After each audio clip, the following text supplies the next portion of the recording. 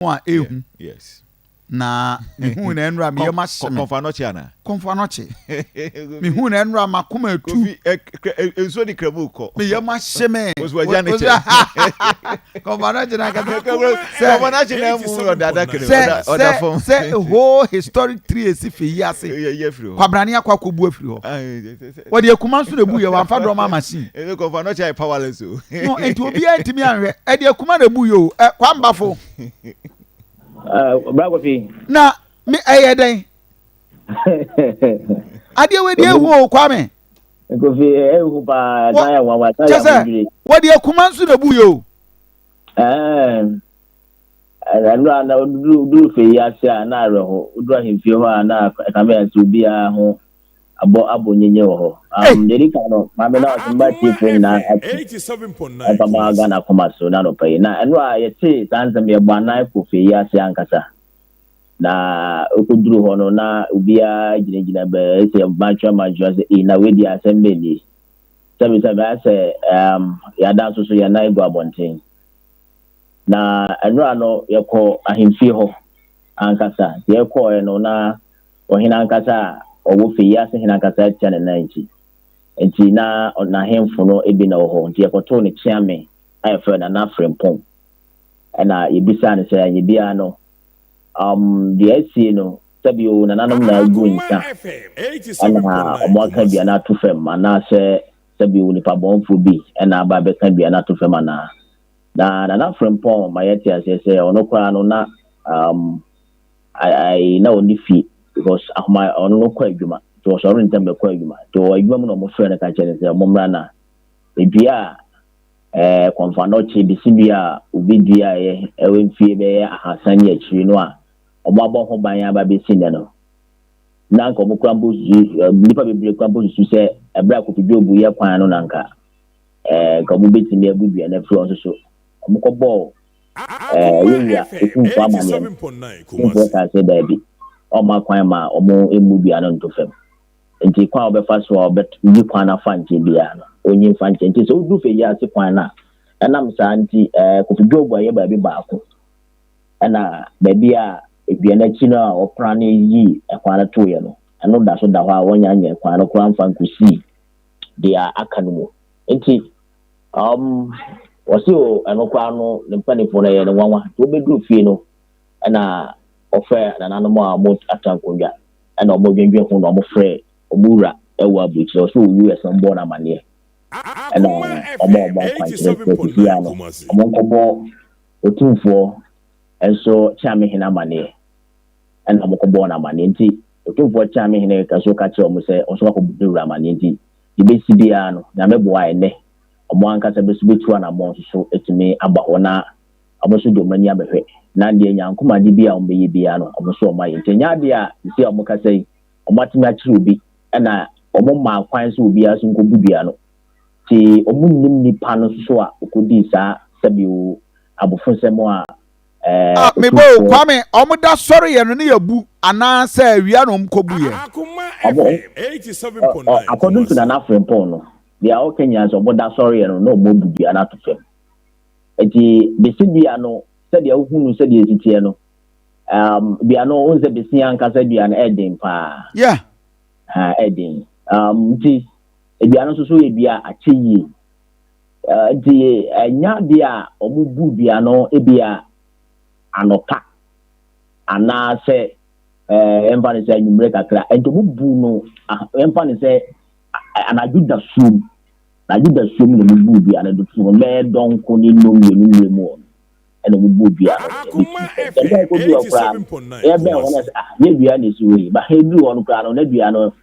ni wura besin wura no emkram pringu some egu fema hu a beka se bia dia yi kra no ye twanti e bia asha se kra ewu eda ho no nyina akra na haha no kra da so eye mono a akwaya ro ho sempa na nanom nso a wo hoi se kompe bibi gigi ade yi hu because if precious emma obi asa that's ko mu sa de we ese agege ho samre na ayi omunya anya kwan no na omo ato ayi afasu afa Akoma Maso afasu afa ho a na obi ankomo mo ankasa eduru dabone omukọ ase ekogu nsa ewo ankasa ha na omo sha ase omo ba be ye kwan no e na omo bubu sa afasu ni nyina afi ho nti woduru ase ho a na ase ho no maheda aye ho kama mo adwadua glass ewo ase se de be ya bitumi aboho ban ama ho nso so aye kama nti woduru ho a omo adi enua ai eye enua omo di griga na enua yi bi ya di bi asisi nentwia so na omo de glass angasa nso so agu ase kama asase kwa eheme basoro edi enwanwa na omo ka no omo ni mo bi so omo se adan obi wo kunu mu na sabi omo susu se eduane esi ho no emo omo amanso sem bi abo omo ne ntamti na kunu ntamti na o twa o se da bi na biaro krampo na esi ho no eye yewura otumfo dia ebise kunu otumfo na dia ama ohina wo Feyiase se won feso enti obi akwampo ni ho betimi aka se eduane esi ho na ye ne dia enti oba twa eduane nya ne dia ni nyina ya santema eden edua edua no mabọ ho ban afim ne santa besi na edua no obi akwampo ma ho se oba bebu na kwan kwampo mo sha ase ye kura no enu kwampo aki no omo ntue mu anto fam na ti anka se ya sabi omo ni na omo so omo da mo fie no omo tini na da go fi ade e won kakra ne se ba bi aduane sie no esi ban ya hemfie no abi ya hemfie no wo no wo ebe 100 meters o nanti akobe 100 meters from ba bi aduane sie no kwa hemfie no ewo na school nso so ewo opposite Feyiase DHS and primary and so ha and nya de a ebe ka se emutwe kura a nipa bonofo no timi kodi sa ensem boni se ni bizano so kura bizano kan boza india ni pa wa be bizano obetime nya tisa so be na osin an tisa so betime di nipa na chi nipa no an na busua nipa na ankasa nso so omba be gba enne ya me tesei omo be ko na omo akwa bom empire se gan no me twa se die no be yo ni nyina be free eye otumfo ho na aba nti enne no de ombe ye bia no ombe ye se de be ye ni pakwa odi sa semfo no sa brofesem no ebetimi atwe na bana se no me di wo ha de ko sa ni pa no so ne na buso ko munnim de taye kira odi pa ne tu sa na mo a otimi ko bu bia no de atofem a abra omunim ho ke 87.9 awanti ko mo fo nyina krampo no se kra ye mo nwa because omunim omunche ho abokosem da ana da bia no omo so bia no omo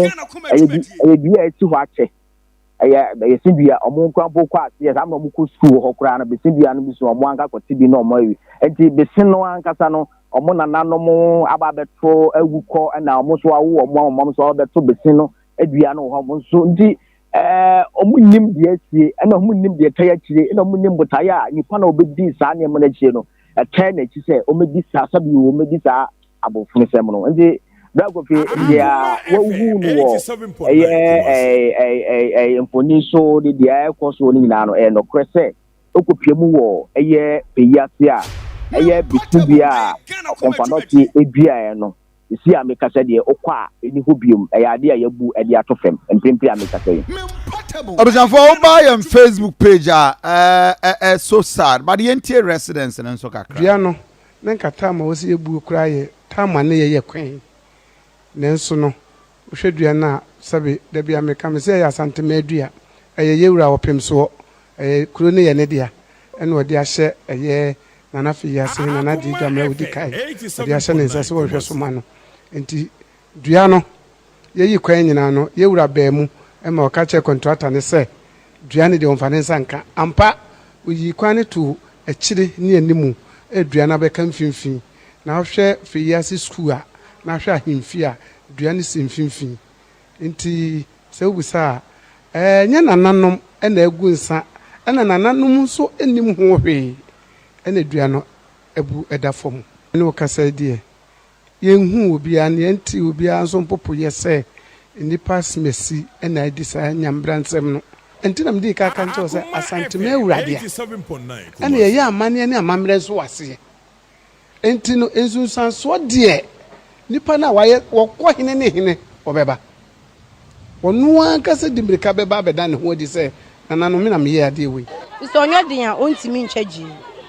Meaning so I could be soon as so me chedgy is so dear. Intimation. But I think o two are see and you say warden. What chance with the 7 year day? Who to are see the name say warden? Which are so dear on your day. Eh, one pa. Eh, one. And say, so be quite, be quite an angazano. Na Feyiase ne Okomfo Anoakye said the business I have a seminary there and the business e be free ho nti ama ya dua grass bi kura ho a ye dua na dua bi abata ho a be ti ano ya ha machi an ete so le ete se sa dua yi o mabu dua na to fom ye ti en so ye nwa pa na ye nwa pa cause ye na de bia ye wa ye ni pa ko ye de me twa ni. Wow, so bad. We share the background. Auntie, Nananom said no begunsa. Kwame, but beyond the residents' reaction, more nkwala school nkwala ejire jina ho ne ade ade wo mkura no omo nim dua ne mpani nsem de. School goda ne de say omo no dua no esi omo school na nim ho.